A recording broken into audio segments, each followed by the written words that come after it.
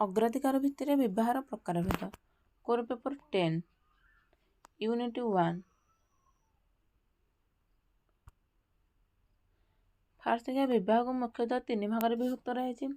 First ହେଲା ସମ୍ପର୍କୀୟ ଭାଇ ଭଉଣୀ ବିବାହ, ସେକେଣ୍ଡରେ ଦେବର ବିବାହ, ଥାର୍ଡ଼ରେ ଶାଳୀ ବିବାହ। ସମ୍ପର୍କୀୟ ଭାଇ ଭଉଣୀ ବିବାହକୁ ପୁଣି 2 ଭାଗରେ ବିଭକ୍ତ କରାଯାଇଛି। ଫାର୍ଷ୍ଟ ହେଲା ଭ୍ରାତା ଭଗିନୀ ବିବାହ, ସେକେଣ୍ଡରେ ସମାନ୍ତରାଳ ଭାଇ ଭଉଣୀ ବିବାହ। ପ୍ରଥମେ ଦେଖିବା ଅଗ୍ରାଧିକାର ବିବାହ କ'ଣ। ସାଧାରଣତଃ ରକ୍ତ ସମ୍ପର୍କୀୟ ଜ୍ଞାତିମାନଙ୍କ ମଧ୍ୟରେ ବିବାହ ନିଷିଦ୍ଧ ହୋଇଥାଏ। ମାତ୍ର କେତେକ ସମ୍ପ୍ରଦାୟରେ ରକ୍ତ ସମ୍ପର୍କୀୟ ବିବାହକୁ ସ୍ୱୀକୃତି ଦିଆଯାଇଥାଏ। ସାଧାରଣତଃ ଯେଉଁ ସମୂହରେ ନିଜ ସମ୍ପର୍କୀୟମାନଙ୍କ ସହିତ ବିବାହ କରିବାକୁ ସ୍ୱୀକୃତି ମିଳିଥାଏ ତାକୁ ଅଗ୍ରାଧିକାର ବିବାହ କୁହାଯାଇଥାଏ। ତାପରେ ଦେଖିବା ସମ୍ପର୍କୀୟ ଭାଇ ଭଉଣୀ ବିବାହ। ଫାର୍ଷ୍ଟ କେତେକ ସମାଜରେ ପ୍ରଥମ ପସନ୍ଦ ଅନୁସାରେ ସମ୍ପର୍କୀୟ ଭାଇ ଭଉଣୀ ମାନଙ୍କ ମଧ୍ୟରେ ବିବାହ ହୋଇଥାଏ ତାକୁ ସମ୍ପର୍କୀୟ ଭାଇ ଭଉଣୀ ବିବାହ କୁହାଯାଇଥାଏ। ଏହାକୁ ମୁଖ୍ୟତଃ 2 ଭାଗରେ ବିଭକ୍ତ କରାଯାଇଛି।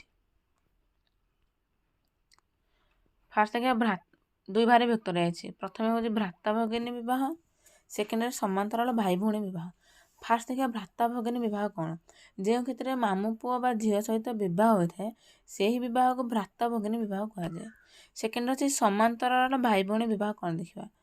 ଯେଉଁ କ୍ଷେତ୍ରରେ ସ୍ୱାମୀର ଭାଇର ପୁଅ ଝିଅମାନେ ସ୍ତ୍ରୀର ଭଉଣୀର ପୁଅ ଝିଅମାନଙ୍କ ସହିତ ବିବାହକୁ ସମାନ୍ତରାଳ ଭାଇ ଭଉଣୀ ବିବାହ କୁହାଯାଇଥାଏ। ତାପରେ ଦେଖିବା ଦେବର ବିବାହ କ'ଣ। ଦେବର ବିବାହରେ ସ୍ତ୍ରୀ ମୃତ ସ୍ୱାମୀର ଭାଇକୁ ବିବାହ କରିଥାଏ। ଯଦି ଜଣେ ବ୍ୟକ୍ତିର ମୃତ୍ୟୁ ହୋଇଥାଏ ତାର ସ୍ତ୍ରୀ ନିଜ ମୃତ ସ୍ୱାମୀର ଭାଇକୁ ବିବାହ କରିଥାଏ।